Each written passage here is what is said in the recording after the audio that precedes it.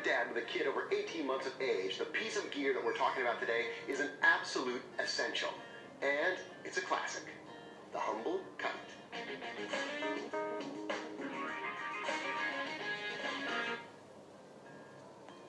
Kite flying seems obvious as a winner for a father-child activity. What could be better? It gets everybody out of the house and interacting with the natural world. There's lots of opportunities for great conversation about things like tying knots, what keeps a kite aloft, and there's also something that's just naturally mesmerizing and wonderful about watching a kite. Now, keeping a cheapie like this little plastic triangular kite in a closet is obviously an easy thing to do, but really this isn't going to be very good for multiple uses, and that's why I think it's important to invest in a good kite.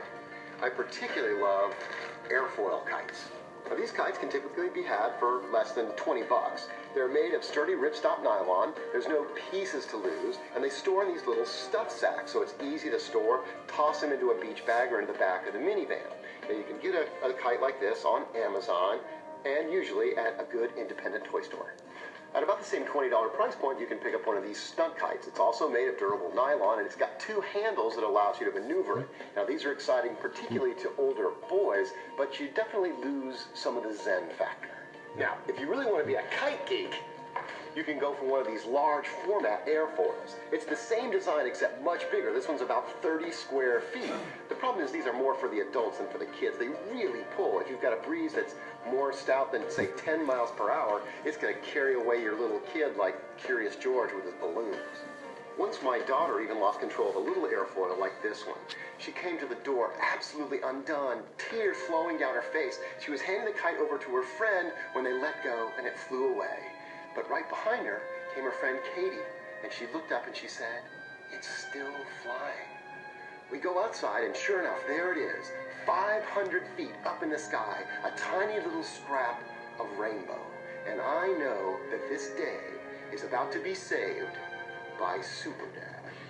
All they have to do is find a bright blue ring like this one, wedged in a tree somewhere on the afternoon of the third day while I'm at work. The wind dies down, and I convince myself that it will now be easy to find the kite in the canopy of trees in our neighborhood.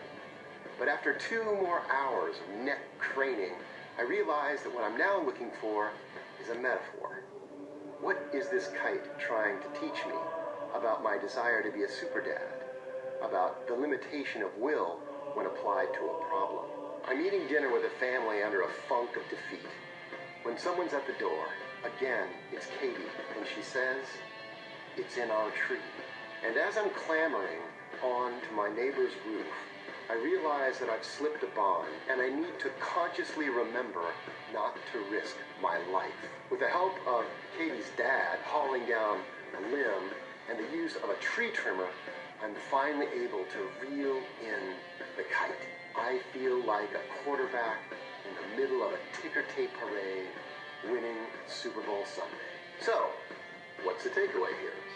Having your kids can be a simple pleasure, or a complex metaphor, or both. Maybe, if you want to be a super dad, your cape might look like this.